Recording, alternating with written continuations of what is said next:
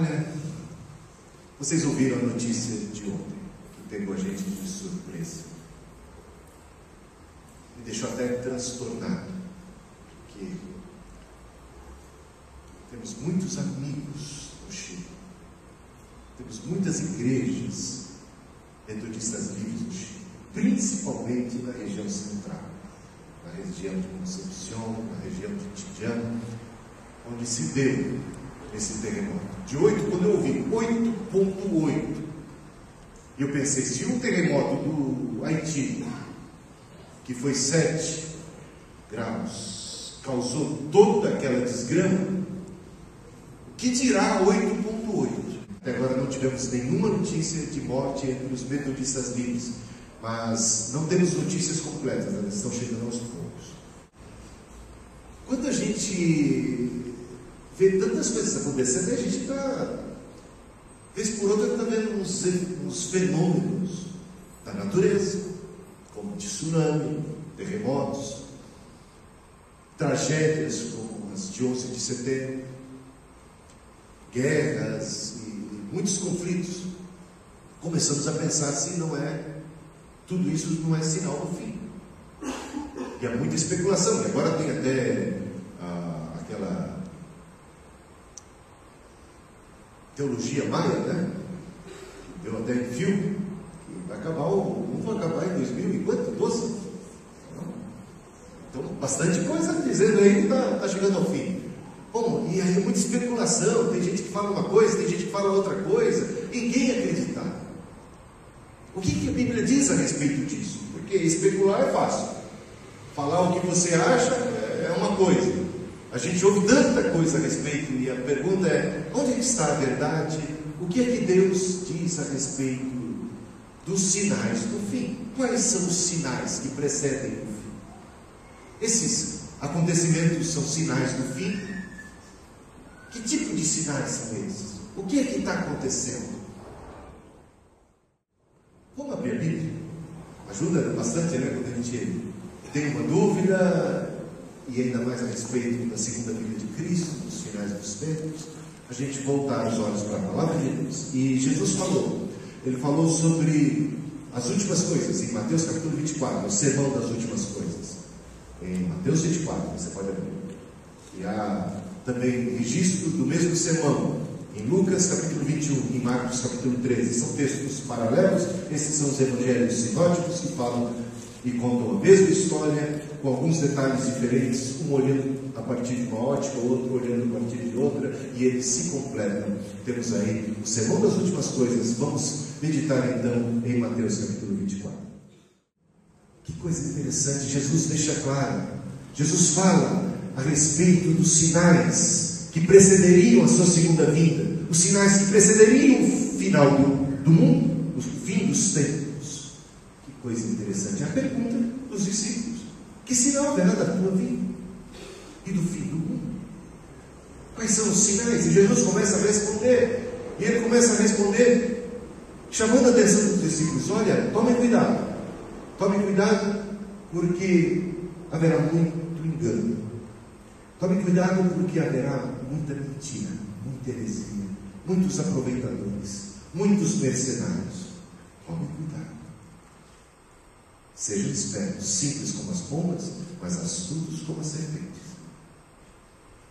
Aí ele começa a descrever uma série de sinais. Vocês vão ouvir falar de guerras e de rumores de guerras, mas não fiquem assustados, porque apesar de serem sinais, não são sinais da vinda iminente, são sinais da categoria princípio das dores. Não vos assusteis, porque ainda não é o fim. Aí ele fala de outros tipos de sinais, e inclui os terremotos daí, e haverá terremotos. Mais uma vez ele acalma e diz: terremotos também não são sinais últimos, definitivos do fim, da iminência do fim. São sinais dos tempos, sim, mas não aqueles mais fortes, mais contundentes. ensinando, ele está esclarecendo. Os eventos, como terremotos, são sinais de que Cristo está próximo, mas não quer dizer a mesma coisa que Cristo já vai chegar. Por quê? Porque ele coloca todos esses sinais como sinais na categoria princípio das dores. E quando a gente ouve falar de princípio das dores, a gente logo lembra da mulher grávida, não é mesmo? A mulher grávida, e principalmente se ela é marinheira de primeira viagem, o que acontece com ela? Quando ela começa a sentir dores, ela pode correr rapidamente ao médico, porque ela suspeita que é chegada a hora. Mas o médico costuma dizer para ela: olha, calma, pode voltar para casa. Isso é sinal de que você está grávida. É sinal de que o bebê vai. O bebê está aí, ele está se movendo. O bebê vai nascer. É sinal da vinda do bebê. Mas não é um sinal para você já ficar aqui internada. Você está entendendo? Não é um sinal que leva você a ficar já no hospital, a ficar na maternidade. Você pode ir para casa. Esse é apenas o princípio das dores. Aí a mulher fica apavorada. Esse é o princípio, eu já não estou aguentando. Não é? Se isso é só o começo, imagina como é que não vai ser na hora derradeira. Bom, é verdade. Quanto mais perto da hora, mais fortes e claros são os sinais, mais fortes e claras serão também as dores.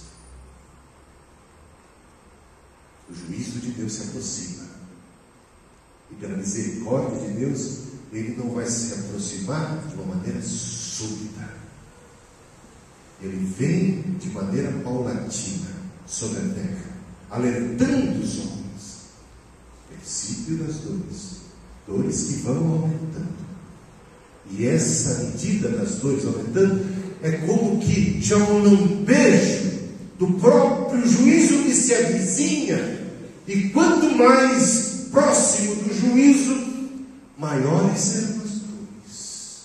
Cristo vem. E isso tende não apenas como a punir o pecado, mas a também advertir os homens, advertir a terra, despertar para o arrependimento.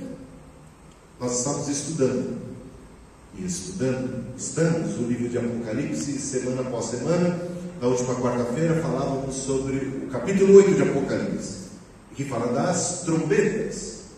E cada uma das trombetas, olha, vou te contar, são dores tremendas.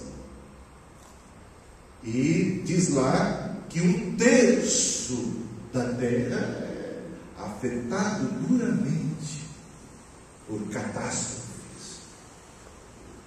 climáticas, por eventos com chuvas de saraiva e fogo que cai sobre a terra, mortandade entre os vegetais, mortandade entre a própria humanidade, os animais. Então você vai lendo lá 7 trombetas, e o capítulo 8 fala sobre 4. Mas 1/3 foi afetado. 1/3 é bastante, mas 1/3 não é tudo. E por que que o juízo veio sob medida? Porque o juízo de Deus sobre a terra veio sob medida, alcançando no momento mais drástico, aquele momento que precede a segunda vida. Ele vem e alcança 1/3, vai aumentando gradativamente ao ponto que vem e atinge 1/3 da terra, para que isto possa servir de aviso e de um despertar das consciências, como um clamor ao arrependimento daqueles outros 2/3 que se mantiveram vivos. E assim é, meus amados irmãos. Bom, falando sobre os sinais, que são sinais, mas são da categoria princípio das dores. Calma, ainda não é chegado o fim. Aí ele começa, então, a palavra então, introduzir, após este capítulo ou seja, esse trecho, essa descrição daqueles que são os sinais do princípio das dores, Jesus introduz agora os sinais que são os sinais mais fortes e mais contundentes. E vamos ouvir quais são eles. Temos aí? Quem é que pode dizer bem alto aí quais são os sinais? Então sereis atribulados. Grande tribulação, perseguição, igreja perseguida. Sereis atribulados, odiados por todas as nações por causa do meu nome. Olha, um sinal. Por conta desta perseguição, por conta deste ódio, por conta disto que a igreja passa e a igreja sofre, muitos se escandalizarão. A fé de muitos se esfria. Apostasia. Quando a gente lê 2 Tessalonicenses, o livro de Tessalonicenses, a primeira e a segunda epístola, que fala bastante sobre a segunda vinda de Cristo, capítulo 2 diz assim: irmãos, ninguém vos engane, ensinando que Cristo já veio, ou ensinando que Cristo está vindo assim. Agora, tinha gente apavorada na igreja, por conta de ensinos muito, digamos assim, beirando ao fanatismo, com heresias. Diziam até que Cristo já tinha vindo, de maneira invisível. Aliás, já disseram isso milhares de vezes. Eu não vou nem citar denominações aqui que existem, porque já prognosticaram, anunciaram a vinda de Cristo. Já disseram, Cristo veio só sobre, no tabernáculo, está na atmosfera, ainda não pôs os pés na terra, veio invisível. Milhões acreditam nisso. Não é uma denominação de milhares, não. Estou falando de uma denominação conhecidíssima, que tem milhões de seguidores que creem nisso. Muitos creram nos prognósticos de que Cristo estava vindo. Durante toda a história, gente vendeu tudo. Gente vendeu casa. Gente deixou tudo. No dia marcado, subiram nos telhados, esperaram que Cristo viesse. Mas Ele não veio, como havia sido prometido por um falso profeta. Aliás, vários falsos profetas já fizeram isso. Cristo não vindo, essas pessoas ficaram decepcionadas, desiludidas, muitos cometeram suicídio e outros abandonaram a fé. Barbaridades são cometidas porque as pessoas ignoram as Escrituras Sagradas, ou conhecem ou ensinam parcialmente a palavra de Deus. Uma das coisas que Cristo deixou claro é que ninguém saberia a hora, o dia em que Ele voltaria, que Ele viria como um ladrão, que Ele viria de surpresa. Como um ladrão não marca, olha, fica preparado aí, tal dia eu vou chegar. A gente fica preparado mesmo, se o ladrão avisar, a gente chama a polícia, já está todo armado para pegar ele, né? O ladrão não manda esse tipo, querido. Jesus vem no momento que a gente não espera. Os sinais, e todos eles que a gente está comentando aqui, eles não servem, eles não se prestam para nós precisarmos o dia, o momento da segunda vinda de Cristo. Eles servem para a igreja como um alento, porque quando eles começam a acontecer, mais firme e sólida torna-se a nossa fé. Nós que conhecemos a palavra, quando vemos os sinais dos tempos, ficamos fortalecidos. Quando temos que enfrentar a tribulação, quando temos que enfrentar o ódio, nós lembramos das palavras de Cristo, que nos confortam. Ele profetizou, Ele nos avisou que assim seria. Temos o Espírito Santo, não estamos sozinhos. E temos fé, e sabemos que essa tribulação, ou esses acontecimentos, e tudo isso é um sinal. O dia está raiando, não sabemos quando, mas está perto, está raiando o dia do Senhor. Isso a igreja se anima, mas não fica fazendo com quantas, não fica ali marcando data.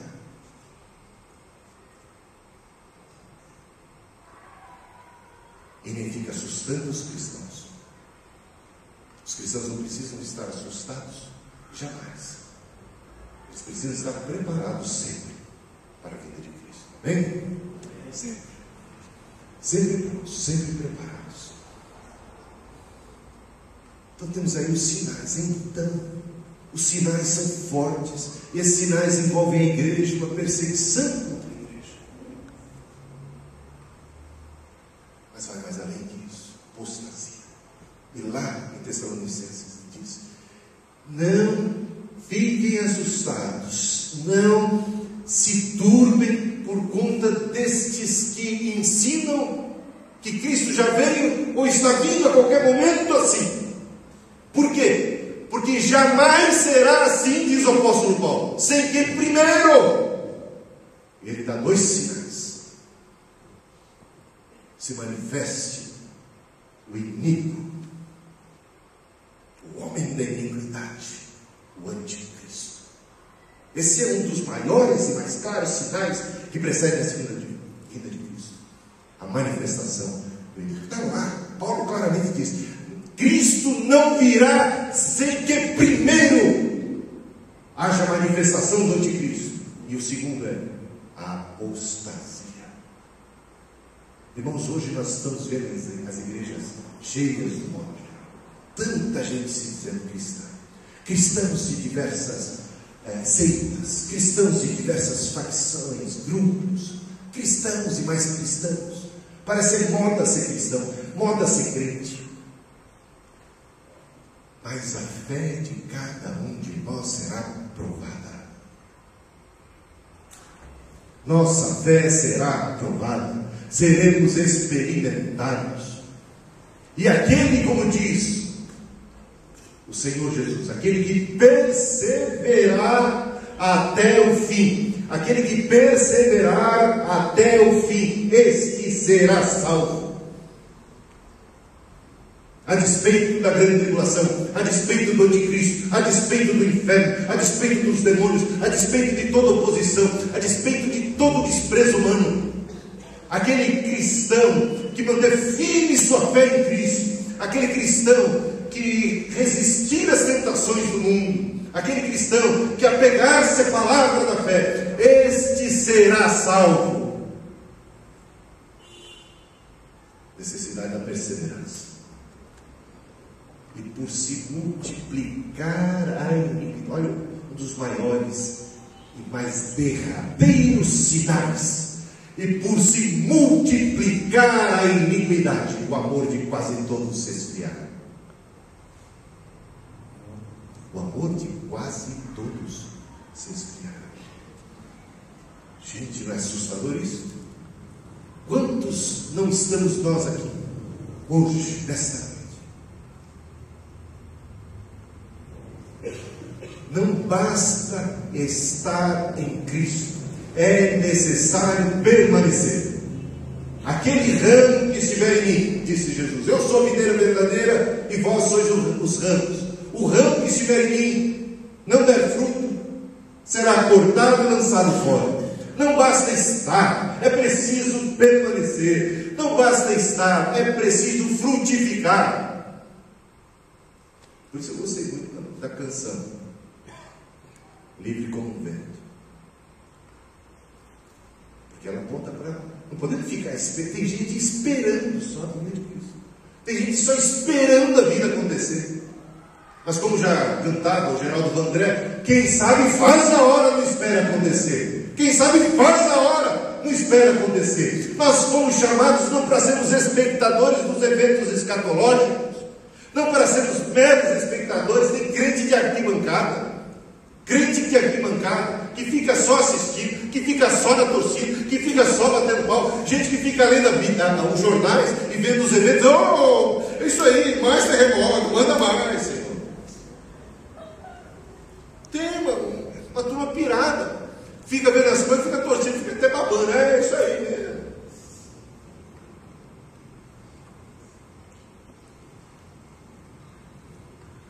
Não se envolve em missões.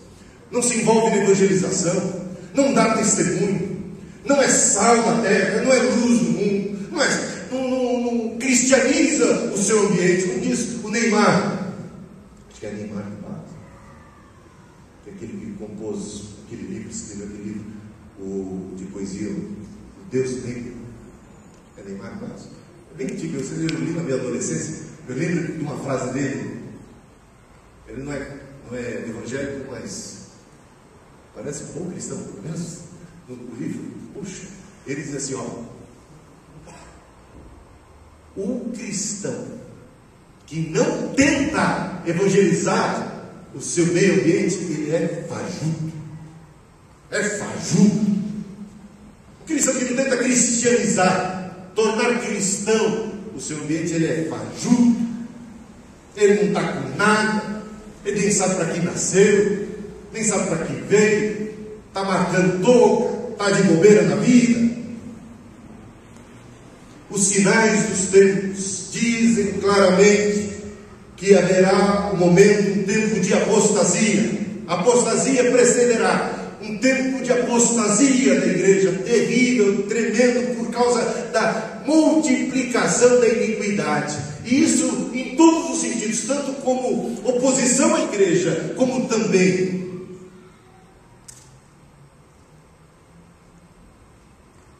as corrupções, as tentações, os fascínios deste mundo, atraindo, engodando, abraçando mais e mais homens e mulheres que acabam se desviando como filho pródigo, indo para longe da casa do Pai. E qual é o último sinal? O último sinal, meus amados irmãos. Olha o que Jesus diz. Olha o que Cristo aponta como o último sinal. O último e derradeiro sinal da segunda vinda de Cristo. E esse evangelho do reino será pregado para testemunho a todas as nações, e então virá o fim. Olha só, o último sinal é um sinal missionário. O último sinal é um sinal missionário. Tem a ver com a minha missão, tem a ver com a tua missão, tem a ver com a missão de todo cristão. E é necessário que primeiro esse evangelho do reino seja pregado para todas as nações, então virá o fim. Semana passada falávamos sobre Abraão, que recebeu a bênção de Deus e depois a incumbência de tornar-se uma bênção. E depois foi dito para ele: em ti serão benditas todas as famílias da terra. E vimos como essa promessa se cumpre na pessoa de Cristo. E vimos que em Pentecostes temos o fenômeno de línguas que é o reverso do fenômeno da Torre de Babel, onde em Pentecostes nações, povos e línguas reunidos puderam ouvir as maravilhas de Deus numa única língua, entendendo na sua própria língua materna. Os povos se entenderam em Pentecostes, os povos se uniram em Pentecostes. Vocação da igreja para todas as famílias da terra. E no Apocalipse temos uma multidão incontável de homens e de mulheres, crianças, jovens, de todas as tribos, povos, línguas e nações, cantando e louvando ao Senhor, salvos de todas as nações, salvos representantes de todos os povos, línguas, etnias, estarão no reino dos céus. É uma missão já da glória. A igreja é bem sucedida na sua missão. Cristo deixou uma missão. Suas últimas palavras antes de subir ao céu quais foram? Ide por todo o mundo, pregai o evangelho, sejam minhas testemunhas em Jerusalém, Samaria, Judéia, até os confins da terra. Essas foram as últimas palavras de Cristo da igreja. E os discípulos ficaram depois, quando ele foi assunto aos céus, quando ele foi elevado às alturas, os discípulos viram isso com seus próprios olhos e estavam numa atitude contemplativa, diante do Cristo, diante da glória, diante daquele que for agora elevado aos céus. E os anjos se aproximaram, 2 seres angelicais, e perguntaram: por que vocês estão olhando para cima? Por que vocês estão numa atitude de pura e mera contemplação? Este mesmo que viste subir, retornará do mesmo modo que foi visto subindo sobre as nuvens do céu, como um relâmpago que sai do oriente e se mostra no ocidente.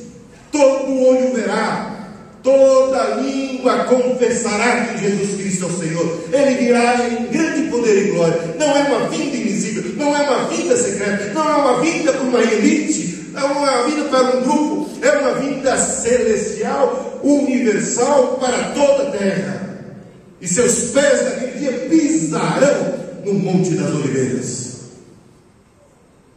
Do jeito que viste subir, no mesmo monte que ele foi levado, ele descerá e pisará a terra. Porque estamos numa atitude de contemplação, porque estamos só aguardando. Diz Pedro, na sua segunda epístola, no capítulo 3, respondendo a grande questão: por que Cristo ainda não veio? Ele disse que vinha logo, está demorando tanto, já se passou décadas e ele ainda não veio. E a resposta de Pedro: um dia para Deus é como 1000 anos, 1000 anos é como um dia.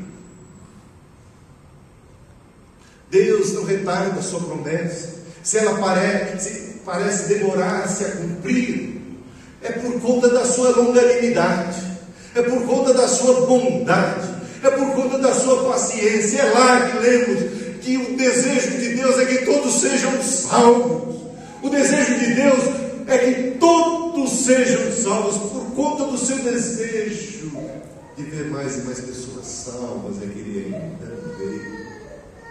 Quer conceder mais oportunidade, até no meio das pragas. Quando vieram as pragas do Egito, cada uma delas veio de maneira paulatina, e era para despertar, era para quebrantar o coração de Faraó, o coração do povo. Mas muitos se endureceram, e muitos se endurecerão à medida que os sinais acontecem. E a gente tem uma missão. Ele diz, segundo Pedro capítulo 3, Pedro conclui dizendo assim: é por conta da longanimidade. Ele não quer que ninguém se perca, que todos cheguem ao conhecimento da salvação, da glória do Cristo. E aí ele diz: tendo tais promessas, sabe o que nós temos que fazer? Aguardamos, ele diz. Aguardar devemos, esperar devemos, mas ele diz outra coisa: apressamos, aguardemos e apressemos a segunda vida. Como é que a gente pode apressar? Bom, ouvimos que o último sinal é: esse Evangelho do Reino será pregado para testemunhar todas as nações, e então virá o fim. Bem, esse Evangelho do Reino só pode ser pregado pela igreja que recebeu essa incumbência. Nós somos a igreja, e nós, como igreja, aguardamos a segunda vinda de Cristo e dizemos: Maranata, ora vem Senhor Jesus. Mas mais que aguardar, mais que esperar, nós fomos colocados como protagonistas, não como espectadores, nem coadjuvantes nesse ponto. Somos protagonistas, cheios do Espírito Santo, o corpo de Cristo, com o seu Espírito, com a espada da verdade, com a armadura de Deus, com a graça do Senhor, uma missão aqui na terra, de espalhar, de disseminar a luz, a bênção, de partilhar a verdade, de comunicar o Evangelho. Você que já tem uma certa idade, você que é jovem, você que é criança, cada um de nós, não importa, é sempre tempo de evangelizar, é sempre tempo de cumprir a nossa missão. Apressemos a segunda vinda de Cristo. Então, quando a gente olha os eventos, a gente precisa discernir os tempos, de acordo com o ensino de Cristo, e perceber o que é que nós temos a ver com tudo isso. E aí a gente descobre que nós temos tudo a ver com tudo que está acontecendo. Tudo a ver. E o nosso papel é preponderante. Não se esqueça disso. É grande a sua missão, é grande a sua obrigação, é grande o seu dever, é grande o seu chamado, é grande a sua vocação.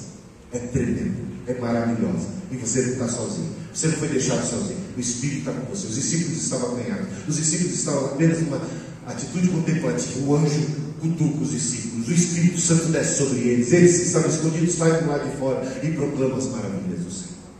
E a igreja, desde aí, tem a sua caminhada e a sua história, e a história da igreja ainda não terminou, continua com cada um de nós. Amém? Vamos ficar em pé, vamos ter um momento de oração enquanto eu chamo.